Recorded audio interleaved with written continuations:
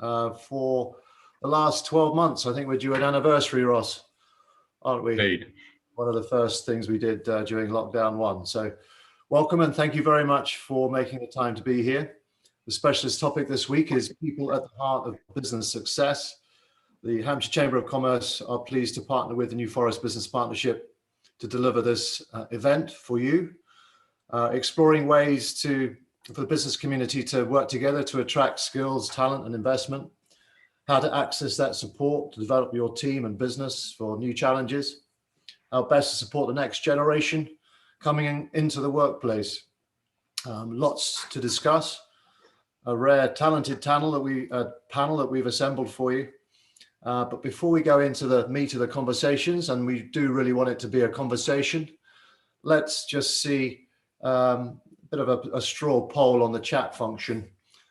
If you had to rate your level of optimism from 1 to 10, 10 being incredibly optimistic at the moment as we emerge through lockdown 3 into the sunlit uplands, to borrow some of Boris's quotes, where might you be 1 to 10? Use the chat function just to put your answer. 8, 7, 6s, 8s, 9s. Excellent.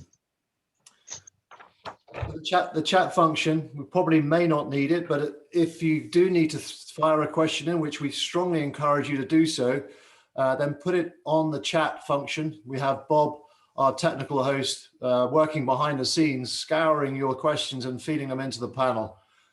We want to be able to answer all of your questions and for you to take action immediately post the session. That's a measure of success that we set ourselves. So use the chat function for questions and we'll do our level best to feed them in to the panel.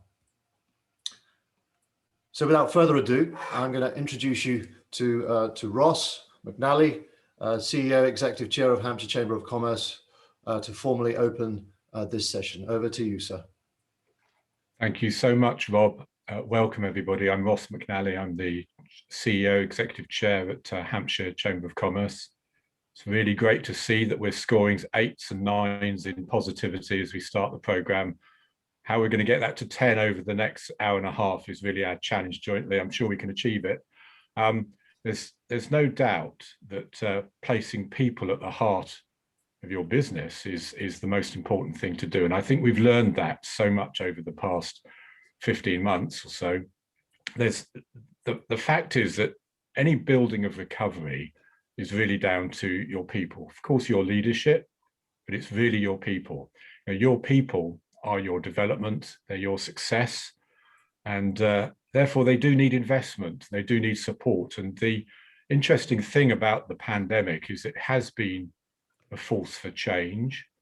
It's provided lots of challenges, but it is interesting to note that you've scored 8s and 9s in that poll, because we know that we've come through and are coming through this, and it's been really tough, particularly for businesses in the New Forest, and we'll be hearing from Matthew a little later around that. But there's no doubt that we do walk through this with a positivity. We know as businesses, given that crack, given that chance, hopefully tomorrow at the budget, given that chance, that we'll be in a position to really set a fair course and make success for our business. But these changes and challenges we've had over the past year is really about acceleration, I suppose escalation to an extent as well. Some of the changes that we know businesses need and there's support for people that is needed. So this really gives us a great opportunity to make those changes, make those transformations that we promised ourselves, and that is part of that agreement, part of that deal that we have with the people that serve our clients and serve our businesses. So today is all about setting that path, setting that course, see what we could do together to make sure that in 12 months' time, we're looking back and saying, you know, this was a period of change. This was pivotal to that transformation, and that's affected and impacted the whole of the community of businesses that we're a part of. Now, the good thing about today is that it is a Chamber of Solutions event, and that is at its heart, it's a community of practice. So we want to hear from you. It's really your day. It's what you can share with each other and what takeaways you can have, so you can go and ensure that you work together to bring those those solutions to your business. We're working today in partnership with New Forest Business Partnership, a key ally of the Chamber of Commerce. And I'd also like to mention and thank Mission Performance for the wonderful work they do for us and with us on the Chamber's solutions. We also, in all of these events, are supported by Shaping Portsmouth, Enterprise M3 LEP, Solent LEP as well. And so thank them for their communications efforts on our behalf and the support that they provide. But it is really over to you. It's your Chamber of Solutions, your community of practice, so please participate. I'll be very much in the background. You might see me on chat occasionally, sharing some links and highlighting some points that are made. But really, we want to hear from you. So welcome, and I hope you enjoy it. Rob. Thank you, Ross. Matthew, I invite you to. Thank you. Very good morning to everyone. I'm Matthew, Chairman of the New Forest Business Partnership, representing the 9,000 businesses here in the New Forest, and very pleased to bring this Chamber of Solutions to the New Forest as we explore how we can ensure a future post-pandemic for our workforce. And that it would be easy to say for young people, but of course it's across the piece, and we'll hear about that from the guests that we've assembled today. Opportunities are there for all, but it is still a hugely challenging time here in the New Forest. I put a 3 down. I'm not a 9 or a 10. My businesses are in hospitality. I'm not allowed to open for another 76 days and 2 hours. That is completely unacceptable. And that is being challenged legally and morally. And all being well, we'll be able to open sooner than that. If we don't, then there will be a huge swathe of New Forest businesses who will not exist in March. And let me just give you an example. My running costs closed are £7,000 a month.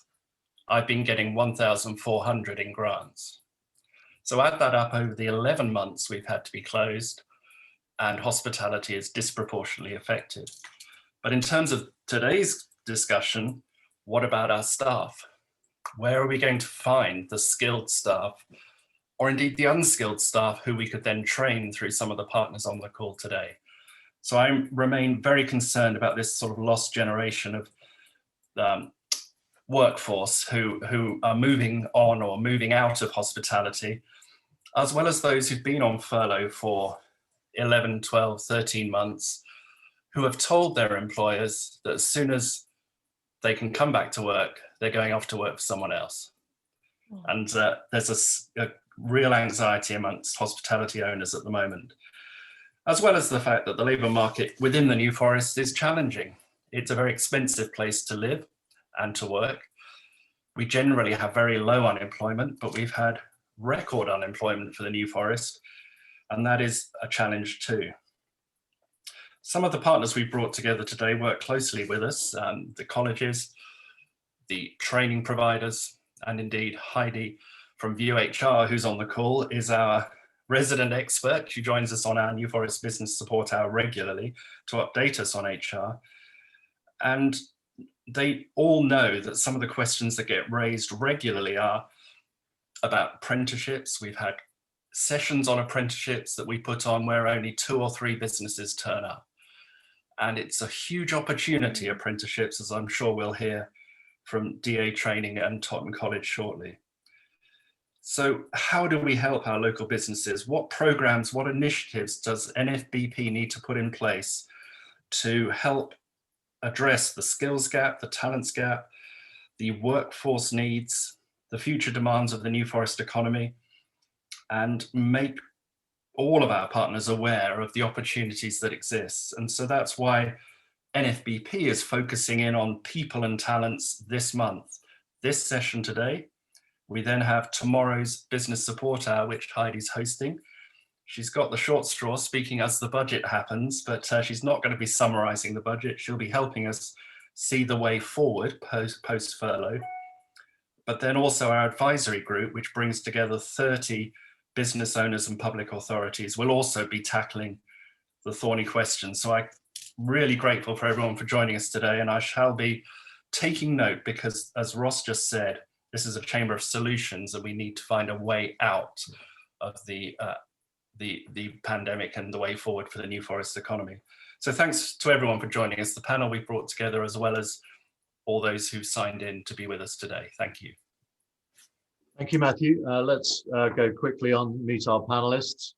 Very brief introduction from myself, Rob Lewis, founder director of Mission Performance Limited, based in Lyon, the Solent. We're a training and management organization, consulting organization. We work locally and globally with lots of different clients, and an absolute pleasure to be sharing this with you today. So let's introduce our panel. We'll start with Sam Sutton. So Sam, would you mind introducing yourself, please? Yeah, hi, good morning, everybody. My name's Sam Sutton. I run New Forest Activities. I'm here today really, first of all, as a practitioner. I employ around about a dozen whole-time staff, but in our sort of almost 20 years of being in business, from day one, we've run apprenticeships, and most of my staff currently employed are bottom up. They've either come through an apprenticeship program or they've come in very early in their careers. And we really pride ourselves on having a strong team, having a strong ethos. And one of the most important things I believe as a business owner in terms of my role is that of a leader. And I'll say to my staff that they should be working on themselves harder than they work for my business, because ultimately for them to create value for them in the marketplace and to be valuable assets, they need to continually grow. And a growth mindset for us is really important. And the other side of what we offer is, as part of our business, we run a lot of team building events. We run a lot of training events for young people through the Prince's Trust, as well as the kind of corporate stuff that we do. And an interesting stat that I came across was, if you interview people, employees in businesses, only 20% of those employees will be able to articulate clearly what the business's or organization's mission is, which is akin to a football team going out onto a pitch and not understanding that they have to score in a particular goal. And of those 20% that know what the mission is, a fraction of those can articulate clearly how their role contributes to that mission. And it would just show that why often there's a disconnect between what we as business owners think people know and what they're doing and the reality of it. And for me, I'm very passionate that as we kind of come out of the pandemic and we move forward, that leaders need to have a very, very clear vision of their business, and they need to understand what it is they're trying to do and articulate that clearly to their teams. And there needs to be accountability from the bottom. So, no matter if it's an apprentice or a seasoned member of staff, they understand how their behaviors, what they do each day, contributes to the growth and the development of the business. And I'm, really pleasure to be on this panel, and I hope I can add some value and insight to some of your questions. Thank you. Thank you, Sam. Looking forward to delving a little bit deeper into some of those insights. Heidi, would you like to go next? Morning, I'm Heidi. I'm from ViewHR, which is No, I'll get in maybe. HR and employment law business here in the Forest. We kind of support the whole of the South Coast. I'm really interested to kind of discuss this skills gap that we kind of have in our area, and also look at how we can try and work together to solve it. We've gone through more change than anyone could have ever expected in the last 12 months. And one of the biggest changes has been the use of tech. I mean, Zoom, who'd have heard of Zoom a year ago, and now we're all Zoom experts. And if you look in our businesses, the need and the desire for technology is increasing dramatically, especially now if we're going to continue with some kind of remote working and the depth of the transition in terms of being able to communicate and collaborate across different industries. If we look at the World Economics Forum's data on this fourth industrial revolution, as they're coining it, the skills that we need are not skills that are being taught necessarily in usual college, university-based activities, like maybe complex problem solving to a degree, but how that relates in the work environment, emotional intelligence, judgment, decision making, all of these things, people management, all of these things that we're going to need in our future work environments are not traditional education solutions. So apprenticeships, kickstart schemes, work experience, all of these things are the things that we need to kind of delve into and make sure we collaborate effectively between business and our training providers in the local area. So I'm really passionate about trying to find that solution and being able to kind of connect the dots between that. And I think the New Forest Business Partnership and the Chamber of Commerce are doing a great job by putting this on to help us try and solve that a little bit. Thank you, Heidi. So Let's turn to Hannah. Hannah, over to you. Morning, my name's Hannah Avoth. I'm the Vice Principal Centre Lead for Totton College, which is based on the east of the New Forest. Totton is part of NACRO Education, which is a national independent training provider, predominantly focused on working with disadvantaged learners, and we merged with them as an institution back in December 2015.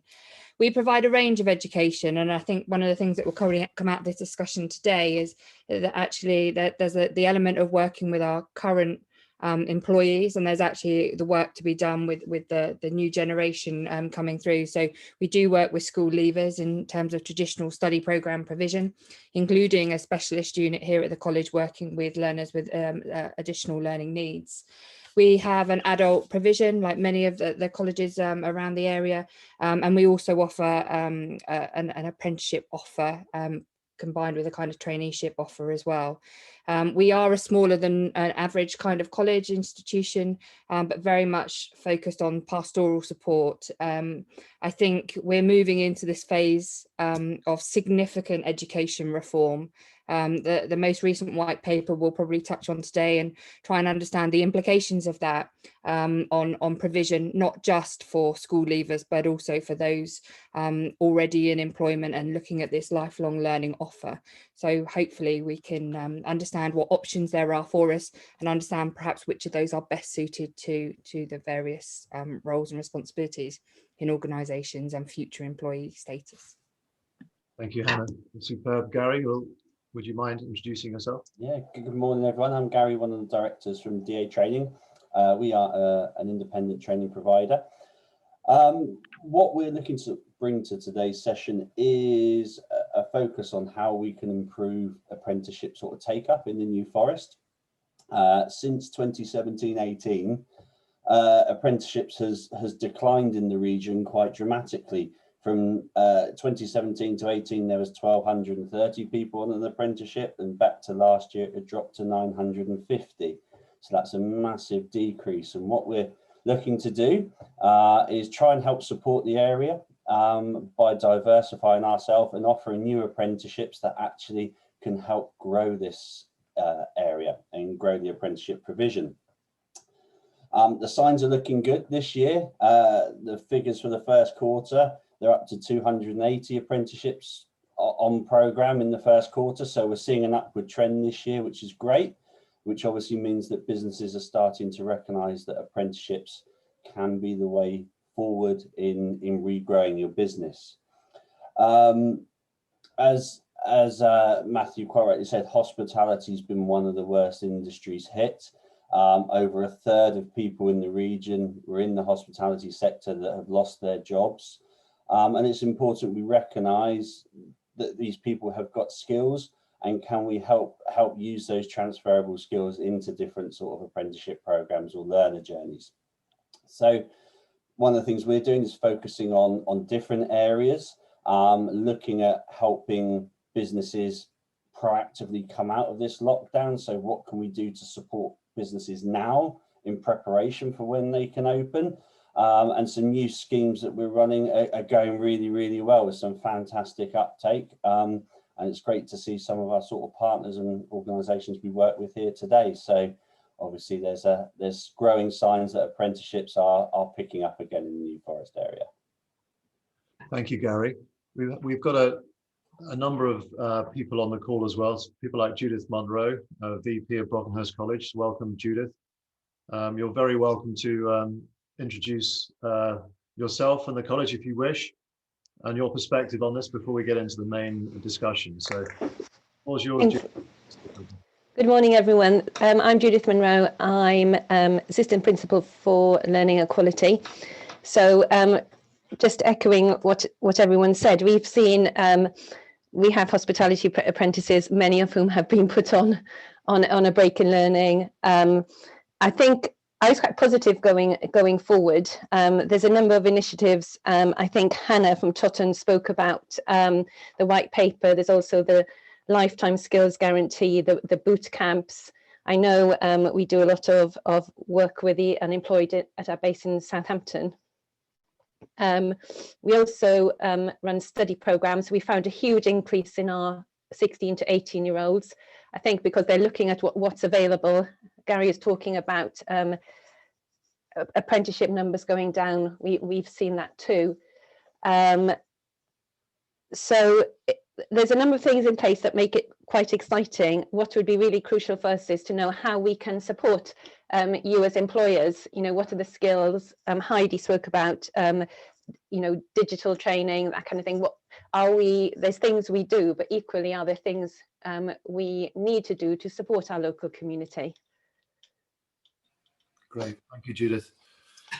Let's get into the session proper then. We've had an overview, if you think strategic overview, on some of the key behavioral strategic elements provided by Sam and Heidi, and the fundamental practical advice on accessing apprenticeships and similar programs of support. We've had a couple of questions in already. One is asking Heidi in particular to talk about some of the skill gaps that you're finding within your experience. Is that, Heidi, could you comment on that for us? Absolutely. And I think, you know, we support many and varied businesses, mostly small businesses across the south of England, and we see different skills gaps, but fundamentally there being a gap between the ability to resolve complex problems in a workplace environment confidently and communicate effectively with other people whilst solving the problem. So it's quite a kind of a multitude of things within that kind of gap.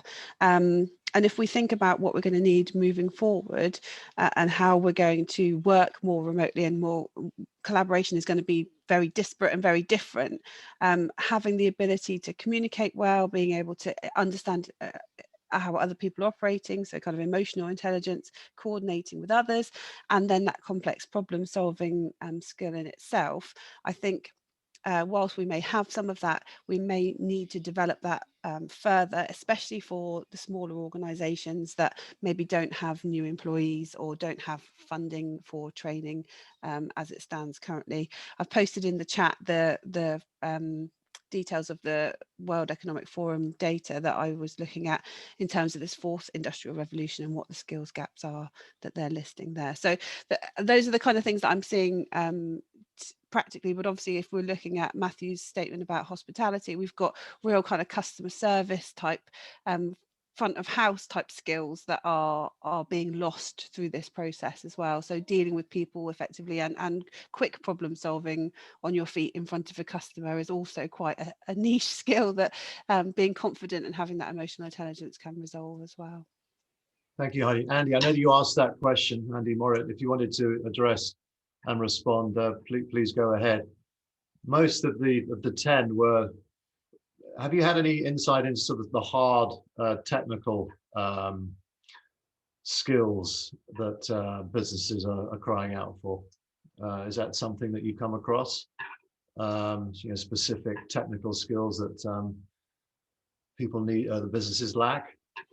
Yeah, I think we have quite a lot of brilliant niche manufacturing in our region as well, a lot of small kind of entrepreneurial solutions. And I think the growing gap in people taking up that kind of technology, we've been talking about it for a long time, but I still think it's really apparent that there is a gap in those kind of technical skills that support niche manufacturing as well.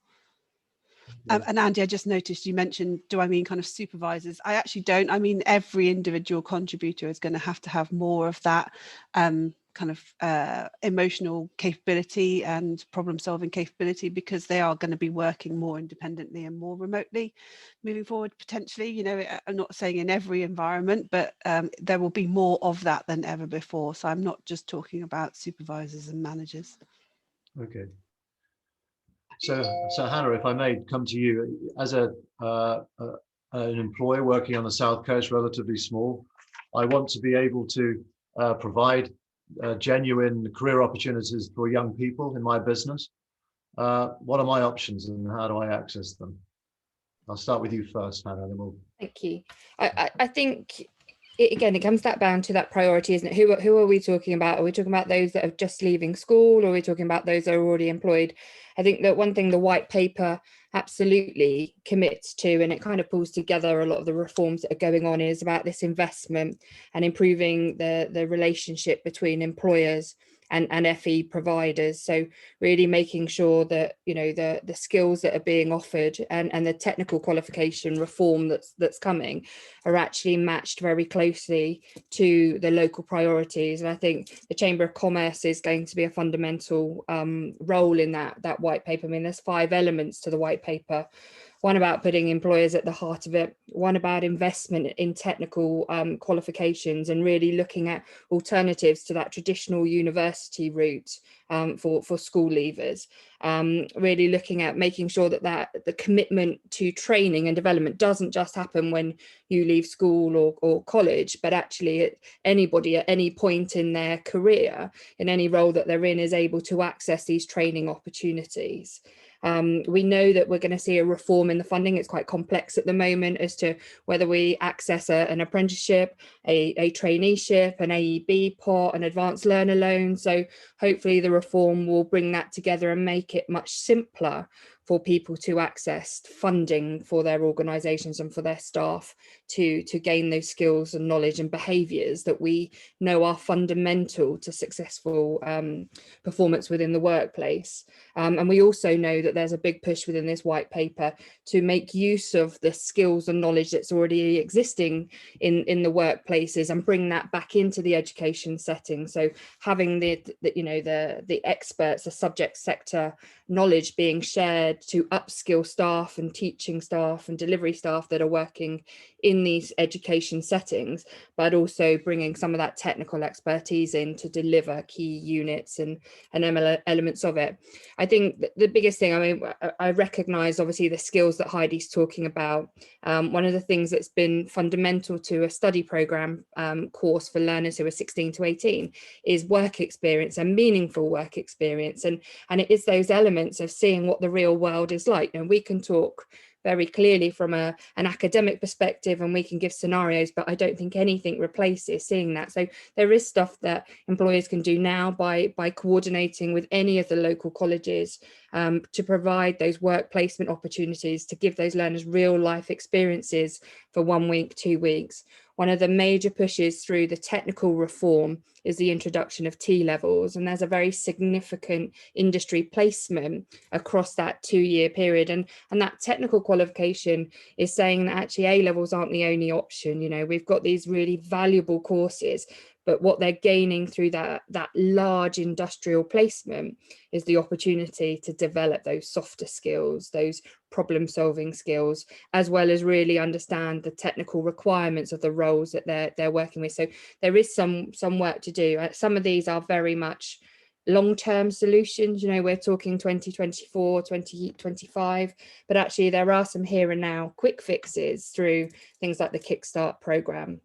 Incentive payments that are available to employers working with apprenticeships, both 16 to 24 and those that are 25 plus, are significant now. So there are ways to incentivize them. And I hope that some of those programs, we can help employers to identify what might be most appropriate for their workforce, because the apprenticeship, yes, it's absolutely invaluable, but actually if you've got somebody who's been on board for your company for a period of time, actually it might not be the right thing for them. And standalone qualifications, particularly as we go through this level 3 reform, might be the way forward to develop and enhance workforces.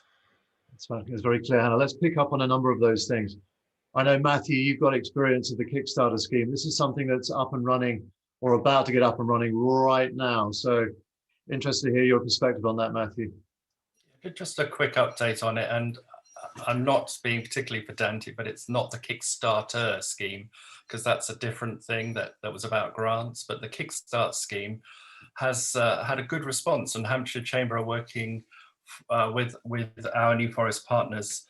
I think we put through about 50 businesses in the New Forest through the scheme, and the last count, I think about 50% were approved.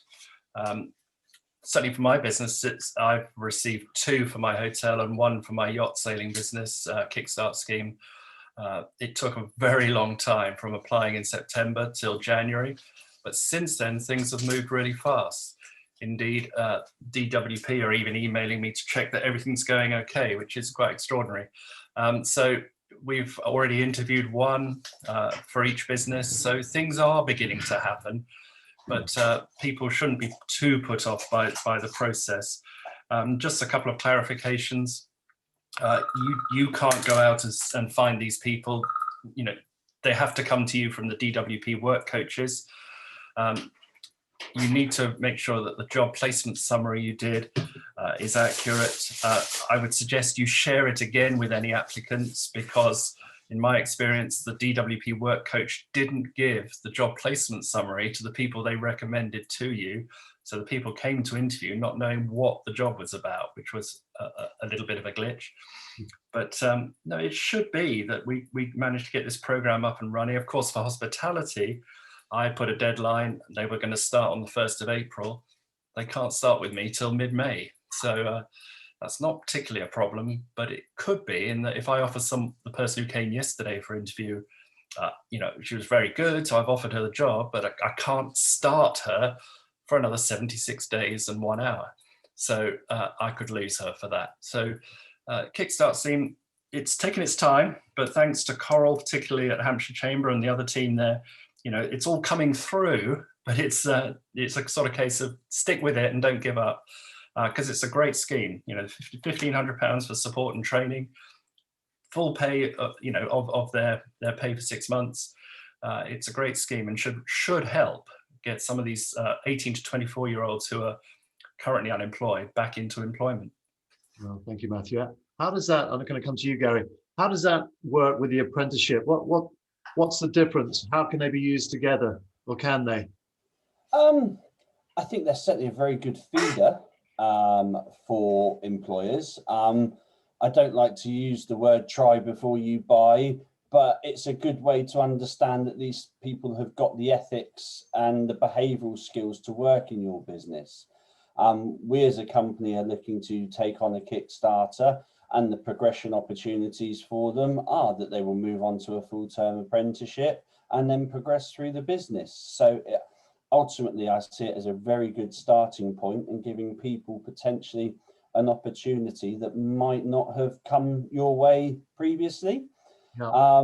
And you get the opportunity to build them from the ground up, which is what every employer wants. You get them working to your mission, your vision, your values.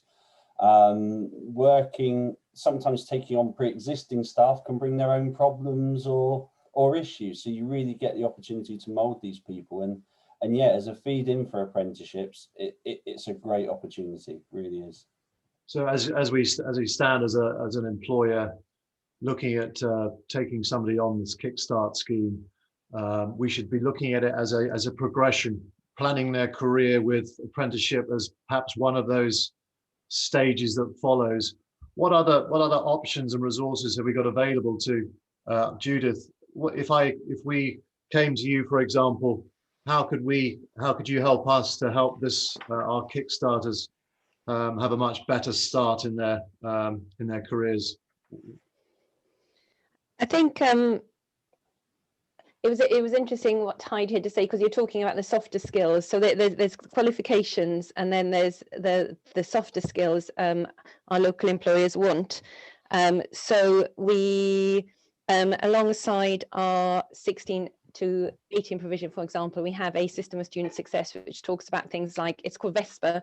It's students having a vision and having an idea about the role they'll play, not necessarily a job, but what contribution would you want to make? And to give you an example, we looked at our level 2 provision, which is usually vocational and aligned to GCSE. So it's the same level as GCSE, and found that students, what we did was move the careers talks and the focus on careers to much earlier on in the course, so they were successful, and then we could prepare them for the next steps. So it's we also talk to students about how much effort they put in developing the systems. It was interesting you talk about quick problem solving, because in education we tend to give students the opportunity to work things out. So perhaps, you know, in terms of, if we know what the softer skills are, we can build that into our pastoral system, which is part of the student study program. With regards to adults, we have in Southampton, it's called Base Point. We do a lot of work with the unemployed, and a lot of that is initially, yes, they will have a license, for example, but it's working, it's coaching individuals to make sure they have the confidence then to go on and be successful. So knowing what the skills that are required help us inform our curriculum, whether that's for adults, whether it's for 16 to 18-year-olds. And then in terms of offer, if we know, we run things like counselling. We initially had level 2 and 3. We're offering level 4 next academic year. I noticed when I was doing a bit of research around the New Forest, so it's higher technical. The level 4, level 5 qualifications are those where, from what I'm reading, there seems to be a gap there. We've also got level 4 in terms of our hospitality sector. So when we look at the white paper, what the government has done is put employers at the heart. They want business centres, so colleges deliver what employers want. So these broader skills, which can be achieved through what you add or what you add to the qualification, I think going to be really crucial. Yes, I think it's a really good point, Judith, in terms of first know what you want, in terms of providing people with the confidence to be able to choose what really makes them they're good, gifted and passionate at, inspiring them to pick a career path that suits them, that's challenging. I think is so important, rather than just picking from a series of technical skills. It's such a good point. And Sam, I know that you've got a direct first-hand experience of your apprenticeship and apprentices. It'd be great to hear a little bit more about that from you. Yeah, I mean, we've had apprentices since the mid noughties, really. Our business, I wouldn't say it's built on apprentices, but every year we have an influx of young people, and 2 of my senior instructors are apprentices, albeit from 5-6 years ago. The big difference that sets apart someone that will be successful in our business and one that won't is largely about just an awareness. It's not about academic skills. It's not about competency on the water, and it's really just about just noticing what needs to happen next, that there's a buoyancy aid over there that needs moving, or the urn's about to run dry, so maybe it needs water in it. And apprentices often struggle with thinking just about what to do. There's almost a reliance on being needed to be told what to do, rather than having an awareness of what can I do now to help, and what can I do now to help the member of staff I'm assisting, or to help the customer who clearly looks a little bit lost. And we deliver NCS programs, which are kind of summer, post GCSE summer experiences for young people. And those kids, these are mainstream, well educated, they volunteer for these programs, and some of them can't make a sandwich. They've never made their own packed lunch, or they don't know how to wash up a cup or a bowl. And I think in terms of skill gap for us, it's it's the self-awareness of what needs to be done next to actually contribute to the business, or just to get themselves moving, rather than a reliance on others to tell them what to do next. And we do get them, and trust me, if we get a good one, they tend to stick. But we do often see a lot that just lack the self-awareness to be employable, really, even at that level. I think it feeds in nicely to Judith's point, doesn't it, about developing their self-confidence and team orientation, and taking ownership for their career, even from the very earliest stages, and having people like yourself, Judith and her teams, providing that mentee mentorship to them, and also coaching. But I know that the apprentice scheme is not only available to young people. I'm going to turn to Hannah now. What's the sort of age range? How can our more experienced persons, so to speak, benefit from something like an apprenticeship? Yeah, I mean, there is no age restriction to it. The things that will happen if a employer approaches a provider is that they'll go through a detailed IAG process. you know, the apprenticeship is about being able to move people, you know, into roles and onto roles. So, you know, if you've got somebody that's done the same job for 10 years, then you probably wouldn't get them on an apprenticeship. But if that individual was going to move to a team manager type role, then, you know, it may be appropriate for them to be on an apprenticeship. But what happens is in the information, advice and guidance process, when they're talking to them, they'll ask those questions. They will look at the skill set of individuals that want to move on to apprenticeships. They will do like skill scans. They will look at the roles and responsibilities, and apprenticeships have a time frame. You know, some might be 12 months, some might be 18 months, but actually those apprenticeships can be adjusted. So if somebody already has 2 or 3 elements of the apprenticeship standard that they're competent in, then the time frame can be reduced for that individual, and that flexibility around the apprenticeship would be established in that kind of early stages, you know, the interview that happened at the beginning. So it could be a new employee that comes on board, it could be upskilling your existing workforce. It is a very flexible program, and any good provider would make sure that there's an opportunity for you to sit down and talk specifically about what the role is, what the requirements are, and who you think might be eligible for it, to ensure that they are appropriate for the course and the duration would be agreed, etc. Thank you, Hannah. What courses are available? Oh, endless. Thousands.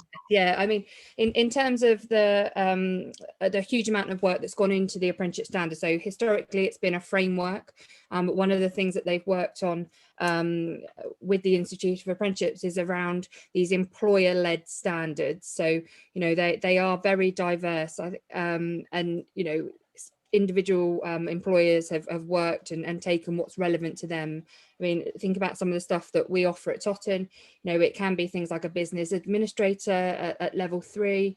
It could be a health and social care sector. So they are diverse. It's highly unlikely that you'll get an institution that would provide a vast range. Generally, institutions will kind of specialize in terms of what's required and what you know the local SMEs are looking for, and avoid stepping on each other's toes to a certain degree. You know, so it's best to take a look at each individual sector. One of the things that, again, the sales team linked to any of the apprenticeship would go in and talk about what they could offer, but they would also direct. So we do have obviously the apprenticeship hub based in Southampton. So again, you can approach them directly, and they can signpost you to, you know, the organisations that are offering what you're looking for. Often you might have an apprentice on a business admin, you might have somebody else on, you know, an IT or a marketing. So it is quite diverse, and you know, I would implore anybody to get in contact either with a local provider or with one of the local hubs and chat to them about who you've got and how you want to develop your workforce. Particularly at the moment, I mean, giving you some context, you know, at the moment, if you're working with an apprentice who's 16 to 24, there's a £2,000 incentive for an employer. It's a 1,500 for anybody that's 25 plus. We suspect that we're going to hear that that's going to increase shortly. So again, a significant change. So we think it will be £3,000 per employee that's on an apprenticeship if they're a new employee. So again, there's different ways in which obviously the government are incentivising employers to take on these learners. I think it's important to note that with an apprenticeship, obviously there is that 20% off the job training commitment, and that's vital. You know, some of that might be work-based, some of it might be college-based or blended online learning approach, but it's that opportunity for them to get that formal knowledge and experience behind the scenes, as well as the 4 days a week working to their job role. So just to be aware of that. Yes, thanks, Anna. There's a few points coming out on the chat about how do you overcome the balance between learning and earning a wage, giving the expense of living in the New Forest, or are you expected to stay at home or to be able to afford it? Matthew, that was something perhaps you might be able to shed some light on, or advice at least. Yeah, thanks, Rob. I mean, it wouldn't surprise no one that the New Forest is a very expensive place to live, and certainly within my experience of hospitality, we're finding most people are travelling in from Bournemouth and Southampton. Indeed, you know, one of my members of staff who was living in has moved out to Bournemouth and so on. So it is a challenge. At the same time, that doesn't mean there are that there is a talent pool out there, and I think it's just really important that we analyse exactly where sort of the gap is between this expectation that, for example, someone's paid, say, £12 an hour instead of £9 an hour, because that's the only way you're going to get good applicants and so on, because that's going to really concern a lot of New Forest businesses who are financially challenged at the moment. So, is it the case that we will only be able to employ people who are paid more because they have to themselves pay more to live here? And I don't know the answer to that, and that's a way in which we need to be able to support businesses, because I say it's sort of known and assumed the New Forest is an expensive place to live, but is it also an expensive place to work? I was just listening to everyone on the call. It's so interconnected, isn't it? So there's almost a business idea developing here that Sam, and between Sam and Gary, there's an element of working with Judith and Hannah on, some form of training to get the apprentices or aspirant apprentices, their team and leadership skills developed as part of an ongoing process, and then fed back into the formal learning, to put it like that, and then back in there as a New Forest group. It's not beyond the wit for people to create that attractive offer for people not only living in the New Forest, but people that want to move to the New Forest in some shape or form, and trying to create that offer that's attractive, that makes it easier for them to come. Sam, you must have some thoughts on something like that, and I'm sure you do some of that already. Well, it's interesting you say that. Actually, the closest we come to that is running our Prince's Trust program. So the Prince's Trust run a sort of 10 to 12 week. Effectively, it's for young people that fall into that sort of NEET category. It gives them an opportunity to continue some sort of training post school. And we work with Prince's Trust through the Hampshire Fire and Rescue Service, and also Highbury over in Portsmouth, and they do a week's residential with us as part of that process. And a lot of them, as you can imagine, thoroughly enjoy the experience with us, and they want then to explore it potentially as a career. And that kind of course does actually help you to cover the skills that we're talking about, and certainly instill a sense of responsibility, a sense of working with others, a sense of trying to resolve conflict rather than looking to exacerbate it. All the things that are really important to getting on as a team and within a team. I think, and there used to be other schemes we would run. Some were sort of NHS funded, but they're often, the funding comes for young people that are at risk, and quite rightly, but it just means that those that aren't at risk and those that are on the cusp of employment but don't quite have direction often get kind of missed. And it absolutely, it can work. It's just how do you get a solution that's kind of fundable, accessible, and creates the sort of right results. It is a real challenge. It is a challenge. I know that. So the Kickstart budget and the apprentices budget, we've got experience of working with apprentices as well at Mission Performance, and with scale, if we had 40 New Forest organizations that were employing apprentices that put 50, 60 quid in the pot to fund a weekend development program for these people, it would be great to explore that, and options like that, for sure. Yeah, I was going to say, I guess in addition to that, we have worked with some large organisations with their apprentice intake, London-based businesses, and we even work quite locally with Esso, from the refinery, and they intake a lot of, but these are quite often highly skilled apprentices, and engineers or technicians, or at least going into that role. And they bring us in just to do kind of a day's upskilling or personal and sort of team focused work. I think, but it's great because those businesses are obviously funding it. The problem is smaller businesses like mine, and lots of the people on this panel here don't have the budget to drop large sums of money upskilling their apprenticeships. And often when you've got one or two in your business, it can be quite hard to give them a really really sound experience. I mean, I know, I work quite closely with Gary. He's our provider, and you sort of hear stories about other employers just putting apprentices almost in the back office and getting them to put data into things, and because that's seen as, oh, that's the right thing to do because that's the start of the ladder. And I think we need to educate. It's a lot more than that. Matthew, sorry. Sorry, it's just a quick observation that one of the benefits of partnership that we have here in the New Forest, where it's all about collaboration rather than competition. For example, in the hospitality sector, where we need a first aid course, we'll do it together. Different hotels will come together. If we need a fire safety course, we'll do it together. There's no way I could afford a fire safety course for 2 staff, but there is an opportunity, whether it's through NFBP or informal networks, of bringing together opportunities for support and training. And there's no harm. I mean, I was 20 years in education. There's no harm in my apprentices meeting your apprentices, Sam, or any other apprentices, because they'll all bounce off each other and learn from each other, and we'll all benefit. I think it's a really good idea. Your point about, it's a great example, isn't it? If you can collaborate on a fire safety course, then it's not beyond the wit to coordinate on developing apprentices in the New Forest. There must be something in there. Hannah, do you or Gary, is that something that you'd like to explore?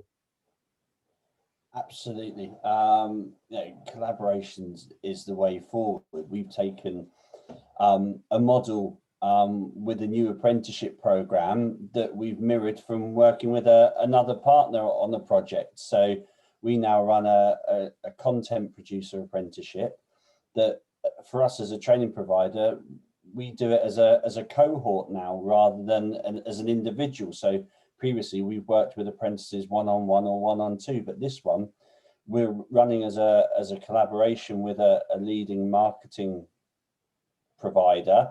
And it's only through that collaboration that we've designed this program that actually is befitting for what businesses are asking for. So collaboration is the way forward for sure. Colleges and independent providers have different ways of working, and we don't always suit every employer. I can't say that I'm going to be able to deliver an apprenticeship to every single business and it's going to be the right thing for them. But what's good is that I can signpost people to Hannah or to Judith and say, actually, try these providers. They're as good as us. We work with them, so we're not trying to take business off of each other. And I think that's really important from the training sector, to have that unified voice and perspective on things. Yes, thank you, Gary. Nikki, I'm going to turn to you. We had a brief chat when you just joined at Marwell. What questions or observations have you got thus far on the conversation?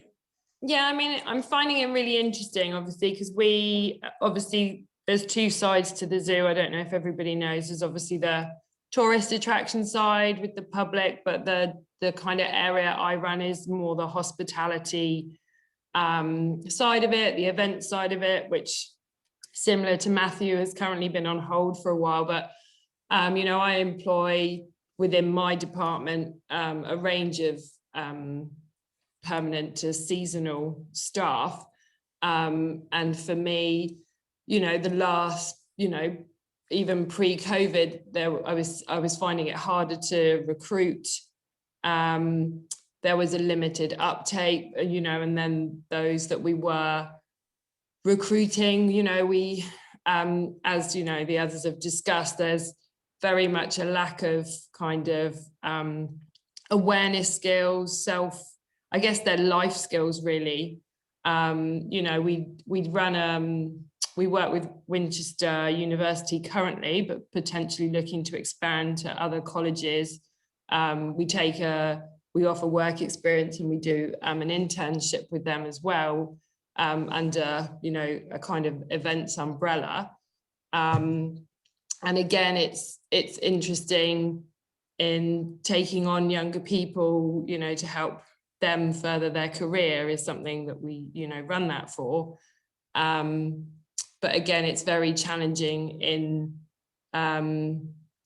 just the skill set that they come in with, and then how you can expand on that. We don't currently offer apprenticeships just because obviously we've got the charity side of the organisation as well, but that's not something saying that we can never do.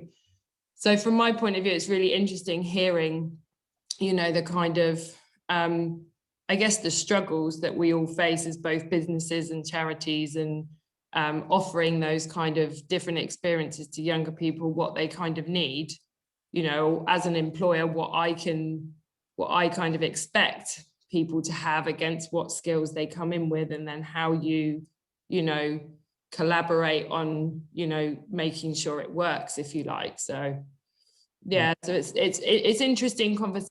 I think there's a lot of good points that are being discussed. Yes. Taking Heidi's point, the World Economic Forum, those 10 elements, those sort of skill-based, behavioral-based, team-based, Yeah. related skills and attitudes are probably common throughout most businesses in the New Forest, and probably across the whole of the UK. Yeah, I mean, a lot of my team who bless them, I haven't been able to give some, you know, my guys a shift for over a year now. You know, they've found other ways. So I've lost quite a few staff. So I will have to start looking to recruit post, you know, May kind of time. But again, I think resilience is quite a big one as well, with just employer, you know, when you're an employee, you know, employees. And I think a lot of younger people have struggled through this pandemic. You know, I know some of my guys who are still, you know, they found other sources of income, you know, until they can come back under us. But, you know, they've faced struggles. They're going to have struggles when they come back, which is I think as an employer as well, is something we're now very aware of, you know. So you've got that added element on, that the resilience might not be as, you know, yes, as confident as it was before this pandemic.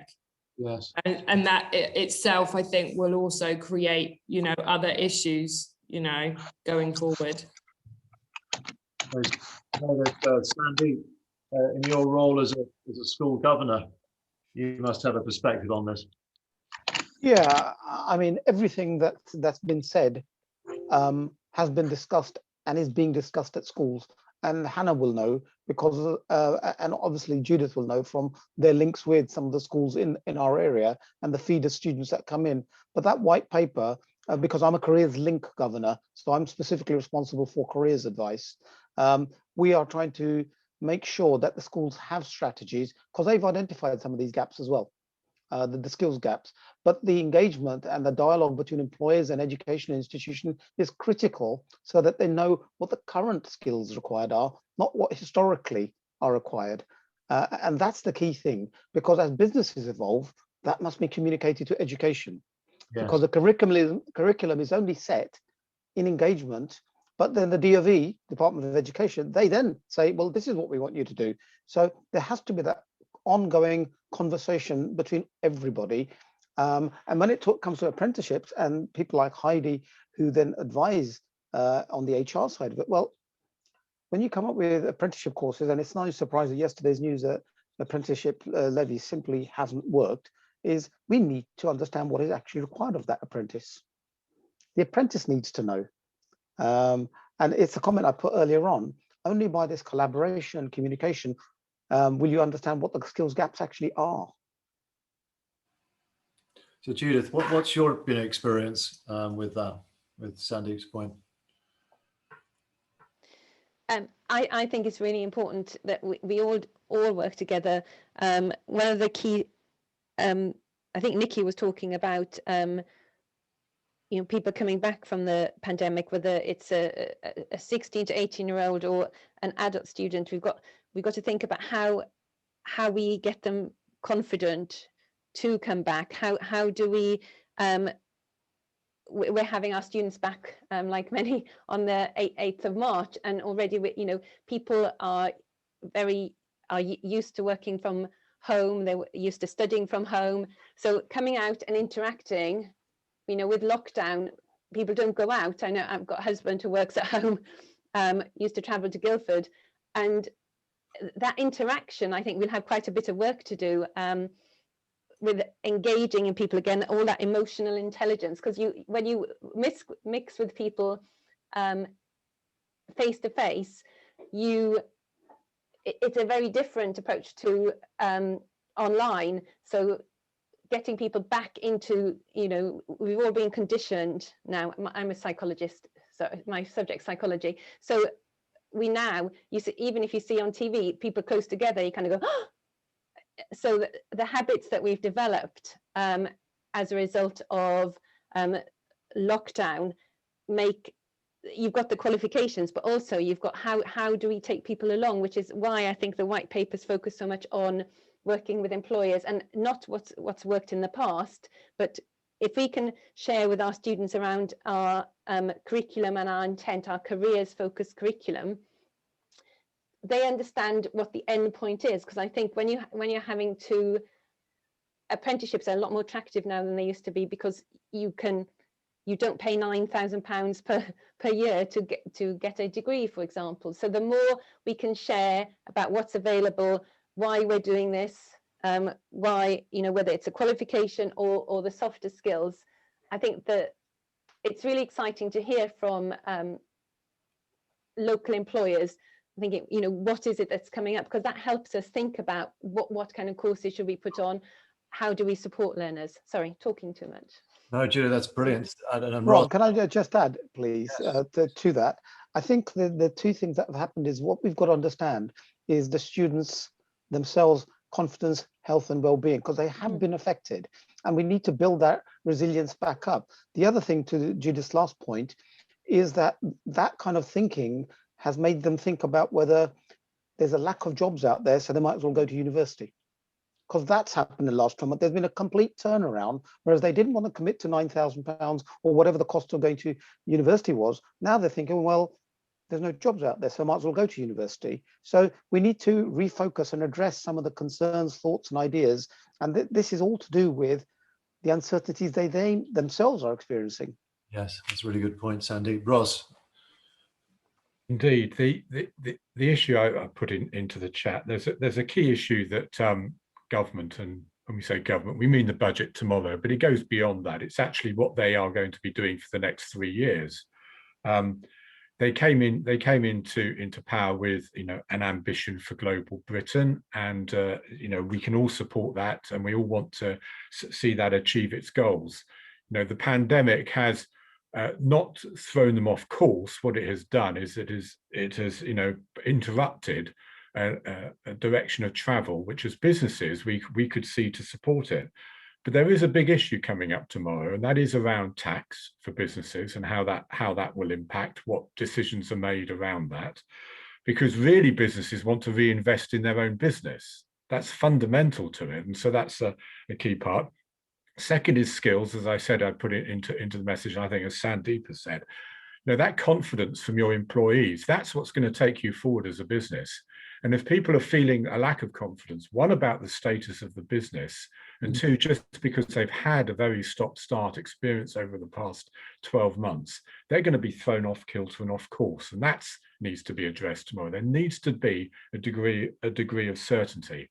And then the final part is that piece that they came into power to do, which is grow the Global Britain offer. So then we can start to say that, but they've got to put in place the taxation, the skills support and the backing of business regime to make that feasible.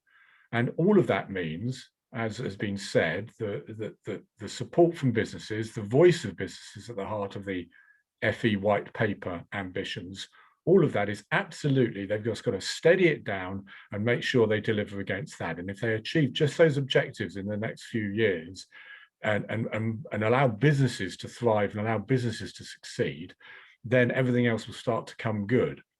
If they are too quickly, too rapidly looking at their own tax take, as opposed to the investments back into the businesses, that tax take will never catch up. They've got to have the confidence and the guts to do it. That's my view, Rob, anyway. Thanks, Ross. Please feel free if anyone else wants to contribute. I think that the New Forest Business Partnership, Hampshire Chamber of Commerce, all the businesses and contacts and networks that we've got, speaking as a business owner as well, I would be very interested in participating in a forum which shared a collaborative approach to developing young talent in Hampshire and the region's New Forest, for sure. What's the, surely some of these forums must exist. If not, then how do we create them? Matthew, there must be something in your I can't answer the question whether the forums exist. I suspect a number of them do, and obviously Hampshire Chamber and NFBP and others. And you're absolutely right. There needs to be some sort of strategic level thinking about it all. But if I were able, as a business owner as well, think to sort of pivot us back to, you know, what does it mean for me as a small business owner? Because, and I think the question's been asked a number of times in the chat, you know, how do I do this? Because it's as simple as that. If you are a small business owner, you don't know where to begin with Kickstart. You don't know where to begin with apprentices. You also think it's going to cost you a lot of money. You also worry about the kind of candidates you're going to get. I've mentioned this before for a number of years at various events, and I just think there just needs to be something a little bit more basic about holding hand of some of the small business owners, particularly, who just don't know where to begin. And a forum for them would be a great example of collaboration. But no, the high level conversation has got to happen somewhere. And I guess Ross probably knows whether it is happening at chamber and maybe Solent LEP level, because across the region. But I can sort of see the two sides, the sort of high level as well as the simple, basic grassroots level too. Well, the reason I mentioned it, Matthew, is that Ross and I are involved in the peer-to-peer networking program. So building networks of existing business owners to, you know, share their challenges and opportunities as a group, and working through quite a nice program of action learning and other insights. Something equivalent to that for would be very helpful. And I know that links to the Kickstart and apprenticeship program are appealing in the chat boxes to the right. Ross, I know that we'll produce a fact sheet, guide, roadmap, if you like, for all the sources of, you know, the steps to take to recruit an apprentice or apply for a Kickstarter on the Kickstart program. Absolutely. I put in the link actually to the website, which is the first helping hand, and that will get you in touch with Coral as well, which I know one or two have mentioned today.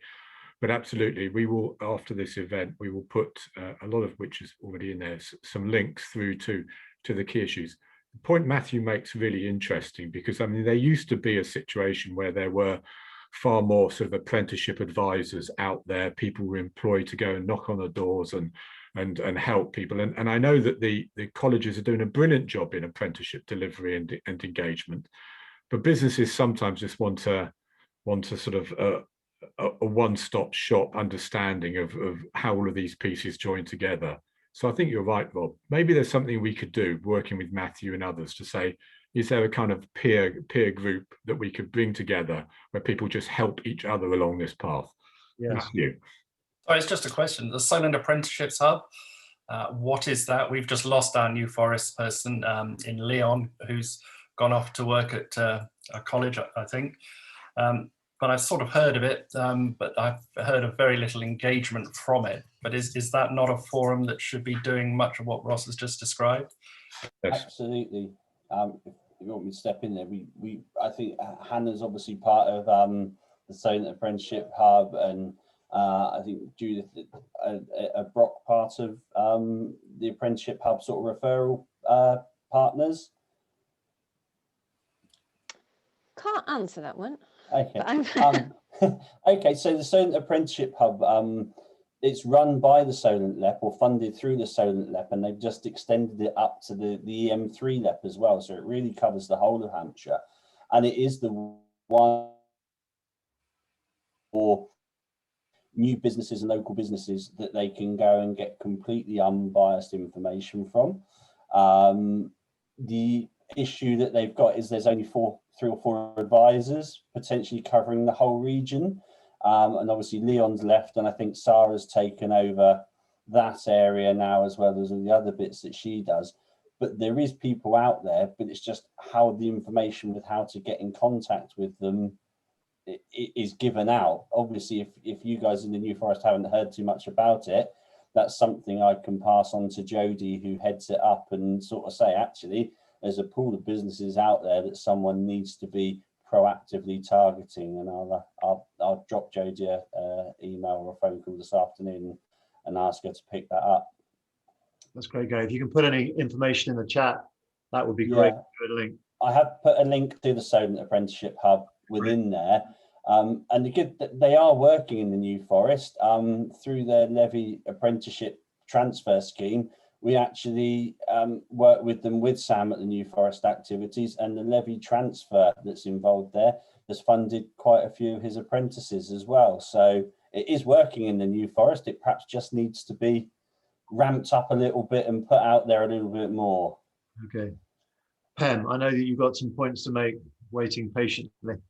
So please, what are your thoughts on our discussions? So from previous experience of working with apprenticeships or encouraging using apprenticeships, it does bring it on. So from two sides, one brings on itself its challenges because business owners don't have the time to provide the training, or on occasions don't have the skill sets to actually have an apprentice. And there is a gap there that needs to be looked at and addressed.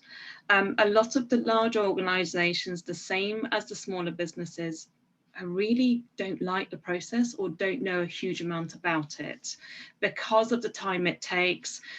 For example, if you go onto the Levy scheme onto the website, there are so many courses, and you just potlocking trying to find the course that might be suitable for you. So making things easier and more accessible to those businesses would help.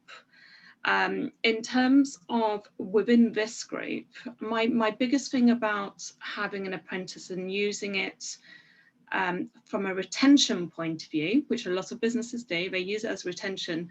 Those individuals, once they've got the skill sets, if they are within the 16 to 24 age group, tend to want to move on to the next thing. And within this group, there are so many businesses that use specific or the same skill sets. For example, if they start at the Kickstart, and I know we've already touched on this already, so if they go in at Kickstart and they learn the basic soft skills that they need to, they are useful to another business if that business can't retain them.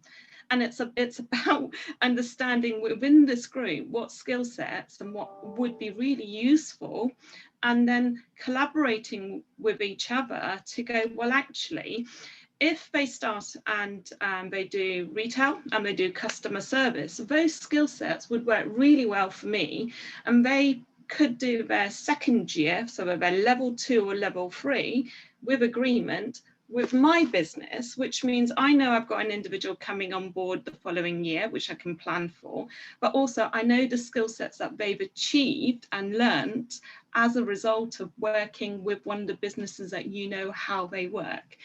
Sorry, does that make sense? I think it's about working together rather than worrying about whether an apprentice is going to leave and someone's going to go on someone else's patch. Actually, it's about keeping those skill sets within the forest and not losing them to London, for example. That's very good points, Pam. Gary's desperate to come in. So something that's coming out in the budget potentially is a multi-employer apprenticeship scheme. Exact details are very vague at the moment, but the government are looking into a program where a group of employers can take on an apprentice and have that person on a journey. So it might be that they start off at one company doing one thing, then move on to another company to get a certain other set of skills. Now, it's primarily being targeted at the industries where there's a lot of freelance staff and that they may not be able to maintain a full-time career within one business. So there is that in the marketplace, hopefully coming up. And whether it works in our sort of sectors is little to be known. I think it's sort of rebranding the apprenticeship training academies and things like that, that are about at the moment.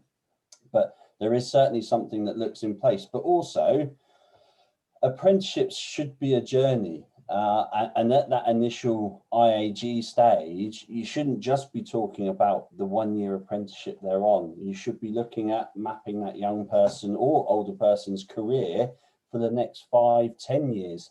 Is there the scope for them to progress on to higher levels? What are those next keys to getting the right person? If you identify that, oh, well, within 3 years, I want to be the head of so-and-so, the apprenticeship program might be great for that period they're with you, but you're also supporting their career journey. And I think as businesses, we also have to understand that we're not able to give the opportunities that every person wants. You know, we all want to be MDs of big corporate organizations earning 150 to 100 grand a year, but in realism, that's not always going to happen. So we have to align our expectations and theirs to make sure we've got the right fit for the right role. As I say, all doctors might want to become brain surgeons, but there needs to be a career path to get to that. And we as a business might not be able to do everything for that person. No, but as an organisation or a group of businesses, we certainly would be able to support that, Exactly. Especially where a lot of the small businesses are flat in organisational structure and don't really have anywhere of development to go. Exactly. That certainly would work. Yeah, so you know they might start off in a small and niche hotel and progress up to one of the bigger hotels in the Forest. But it would be great to retain that talent within this local area so that they've got a key understanding of the market and the businesses that they're working with. So almost like creating a talent pool, which would be a fantastic opportunity. The other thing, Gary, I think, which is an area I believe still needs to be looked at, and we mentioned earlier, is the transport within the forest. Having lived in the forest for a very long time, unless you have a car, transport for younger generation especially is not easy, and there's got to be a collaboration where there is a different offering that supports those individuals. So rather than bonuses, maybe it's actually just learning how to drive a car. Yeah, absolutely. I think this or if I'm right in thinking, there used to be an incentive for students within New Forest to get a bike scheme or a learning to ride scheme. Sam, am I right there? You might know about that. I really like that idea, but sorry, Pam. That's right. I was going to say one of our apprentices did. There was a moped scheme where they were able to get a funded bike to kind of use to shuttle her to and from work. I just sorry, while I'm unmuted, something, you know, as a business owner, and I'm also part of as well as the New Forest Business Partnership, I'm part of a network of a few entrepreneurial organisations, and one of the big challenges I think isn't just about employing apprentices, about employing people in general. I think it's quite fearful, you know, it's quite a scary thing as an employer to actually employ people, and it's, you know, there's a lot of bureaucracy with it, and there's a lot of, you know, almost it's scary, you know, employee rights and all these things that they can do, to a point that, you know, often very stressed, overworked employers don't actually employ people that they need, because there's this kind of, you know, it's just not made simple. I mean, I'm fortunate enough to have been on and had business coaching and been trained, and it really helped to understand how to actually find somebody and employ them. Because if you put a job advert on LinkedIn, you will get overwhelmed. You know, you need to have an effective way of filtering and really be very confident and solid with your recruitment process. And I think many small businesses aren't, and it becomes very hard then to do it. And apprentices is just adds another layer of challenge into what is already quite a challenging process. Yes, thanks, Sam. I know we've had a great discussion this morning. I think that the one-stop starting point should be the Hampshire Chamber and the New Forest Business Partnership Hampshire Chamber, in terms of that one place where you can find and access help and support, you know, to progress your application, regardless of which route it takes you on. Bit of a roadmap. And that will be provided by Ross and his team post. I do think there's an opportunity. I like the words talent pool and the multiplier agency and collaboration as a group. It's not beyond the will of all of us to perhaps feed into that. We're about to take on 3 Kickstarters. We trained 5 apprentices about 18 months ago. We're probably going to take on some more.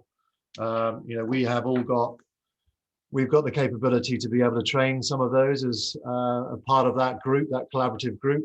They could go to Nikki Marwell to learn about customer service, care and attention in a totally different environment, and they could then move to PEM to benefit from some of the services that she provides. So much like the sort of peer-to-peer networks that we're working with at the moment, we've got the answers in the room, which is a sort of forum where we can collaborate. I think that's definitely something that I'm going to take away from here, and that should probably sit at Matthew or Ross's level. Provide a platform and a forum for people like us to join and map out how it might work. I think we owe it to the younger generations, especially over the last 12 months or so, to put something like that in place for our young generation. Anyway, I'll get off the soapbox now, but I think it's really important. It's something that I feel passionately about, and we're going to be doing something. It would be great to do it with others, and working with people like Judith and Hannah and others in the network. Providing if I wanted to take on 3 Kickstarters that wanted to get into digital media and content, social media marketing, etc. Where do I get Judith? You must have some programs perhaps for that. Gary, perhaps you've got some too. You see, it's like that in that one forum, we've got all the answers in the room, and you can map out and plan out your apprentice or route in a one very efficiently, learning from one another. I'd definitely be up for doing something like that, Matthew and Ross. Perhaps it's a subject of another session, but with a bit more structured agenda. Sandy? Can I just add, going back to the Solent LEP and the apprenticeship hub, I think the Solent LEP resource-wise are stretched to the nth degree now, because they're all doing multiple different roles. But I think that a trick was missed with a peer-to-peer network, because it looked at organizations with 5+ employees.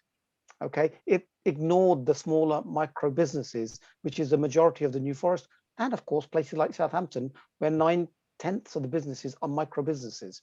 So when we talk about all the discussion we've had today, those are the businesses that we need to address. Yeah, that's a really good point, Sandy. Ross, what are your thoughts on all of this? Well, I absolutely agree. I think there's a need for, I mean, we tried to think of how to describe this. We need a lift pitch for it, basically, but we do need a sort of skills development network for the New Forest.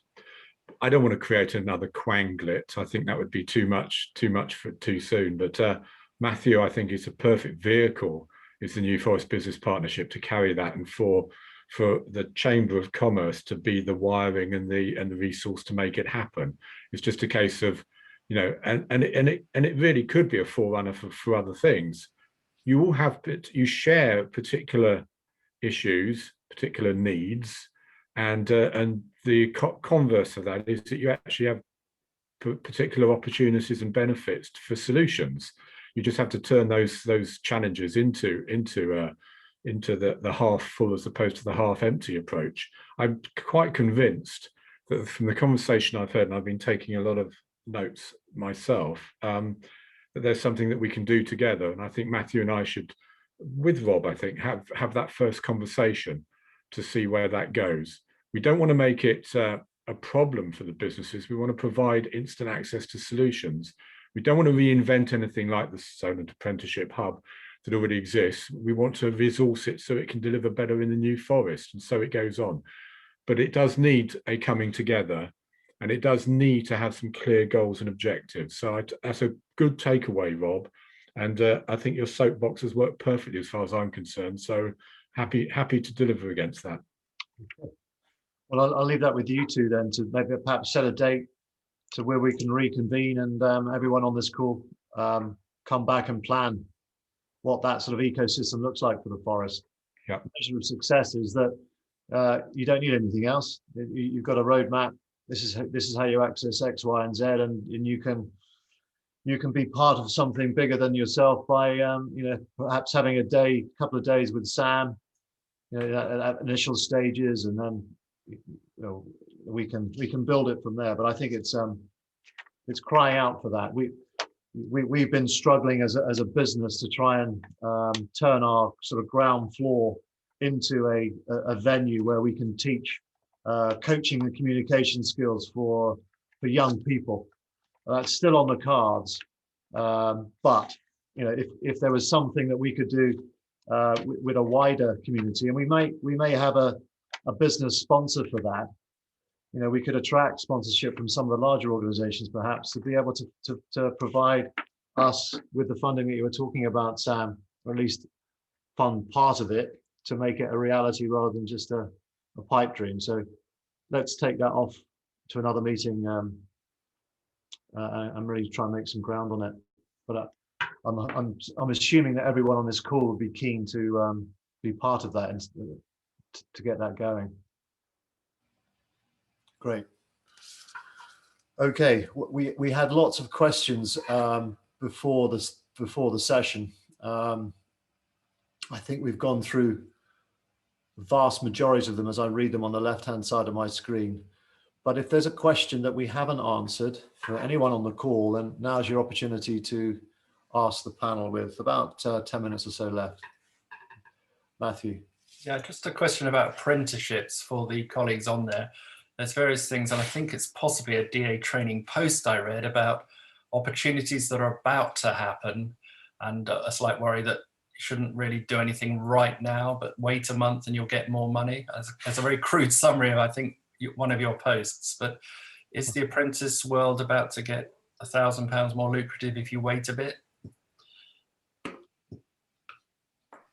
Yeah, sorry, I haven't seen that post, so I'll have a look at that. It may not be DA training, sorry, but it's some idea that there might be, maybe it's tomorrow's budget, an extra 1,000 going into the bribe for taking on an apprenticeship. The incentive payment increases, I think. So the original one was in place up until the 31st of the 3rd. I think what we're expecting to hear is that will increase to 3,000, and that will be extended until September. So any new apprentice taken on, and again, there has been a variation between age groups, but I think that variation of age groups ceases. So we'll wait and see what that final bit says. But yeah, they're effectively, £1,000, 1,500 more for an employer than would have been previously. Yeah. Great, thanks, Hannah. It's just, and I was naughty to say bribe, but it's just this business. I found the same around Kickstart, that people didn't get the fact that this Kickstart person will be fully paid, and you will get the £1,500. And likewise with apprenticeships, I still don't believe that some of our small businesses get the fact that they'll be supported in the training, that the person won't have to go off 3, 4, 5 days a week and go off to a college, and there is this funding available. And I just don't know where the disconnect is in the communication of that information. Yeah. Pam? Sorry, I actually think it's the way it's been communicated in general. So initially it was about how it was administrated. So it was about having 30 Kickstarts individuals. And once you have that as your starting point, most businesses turn off. It doesn't matter what size they are. And they forget about the fact that it might be 6 months of free support to them and an opportunity to have a stepping gate for an individual. They forget that, and that's the part that needs to be readdressed, is the fact that actually whatever they told us right at the start doesn't apply anymore. It is about what you can currently do, and here it is, newly revamped. This is the new communication, and this is what's accessible to you. Sorry, I'm just going to go off on one today. Fantastic. Don't apologize for going off on one. Absolutely superb points, and absolutely valuable for this discussion moving forward. So thank you. I'm just looking at the time now. It's coming up to 11 o'clock. You have our contact details in the chat. Ross, Matthew, would you like to say a few words to close and look forward? Matthew, you go first. Yeah, thank you. And just on behalf of the New Forest community, we're sometimes forgotten out here in the far Wild West, but thanks for bringing the Chamber of Solutions all the way to the beautiful New Forest. Heidi actually asked the question, why do people not realise it's a great place to work? But of course it is. It's a wonderful place to be. And we want to help businesses come here. So many have set up in the last year, but they are micro businesses. We had Tony Robinson, the micro business champion, on our session last week, yeah, it's the 1, 2, 3 employee level that we have a particular focus on, because that's where it often begins, and we want to help people get started well. So we have things like our business support hour. Tomorrow Heidi will be speaking on that, on her 6 monthly HR update, how you bring people out of furlough and so on. Just simple practical advice, and if we start there and grow from there, that will be really good. But we'll take this conversation forward with Ross and Rob. We'll also take this to our advisory group, as I said at the beginning, who are meeting in about 10 days' time. The whole point of that is to work out what are the action points from this. There's far too much talk, whether it be around green economy or employment or skills or talents. The fact is we've got to do something about it and not just talk about it. And hopefully this will lead to action. Thank you. Thank you, Matthew. Thanks so much, Matthew. 100% agree. I won't repeat that, just that I endorse that completely. The situation is from the Chamber of Commerce that we're here to support New Forest Business Partnership. We're here to support your businesses. We have a wonderful partnership with you and with the New Forest Business Partnership, and we want that to grow and to thrive. Yes, the Chamber of Solutions events is the start of, manifestly showing their support to you as businesses, and we want to do more. So please come forward and let us know what you would like a future themed event to be around. We get a really active support and active input when we meet with you on these subjects, and we want to take it forward. We've taken forward activities from the innovation piece that we did a few weeks ago on green innovation, and we're taking forward now pieces around skills. But it's really to reinforce the opportunity that there is for the New Forest. Like so many of these sought after, beautiful places, they, on the other side of the coin, is that they do have their own issues in terms of retaining the talent, the cost of living within the forest, and obviously, building business success. We're here to help and enable that to happen, but we do that through the New Forest Business Partnership as a key partner. Please get in touch with me. Let me know what it is that you would like us to do, and we'll make sure that that's put on the agenda. But thank you so much for attending today. Rob. Thank you, Ross. I'll just restate that the resources that we've been referring to throughout will be in the chat, and you can save the chat to your PC or Mac and access that at a time and place for your choosing. Yes, please, Heidi, for that Kickstart management plan. I'd definitely be keen to learn a little bit more about that. So yes, please. Thank you all for coming, and hopefully we'll see you all again for phase 2 of creating the New Forest talent pool onwards to create a really great platform for young people making their start in their careers. So thank you all very much for your enthusiasm. And I look forward to seeing you when we meet again, hopefully in a few weeks' time. Have a good rest of your Tuesday.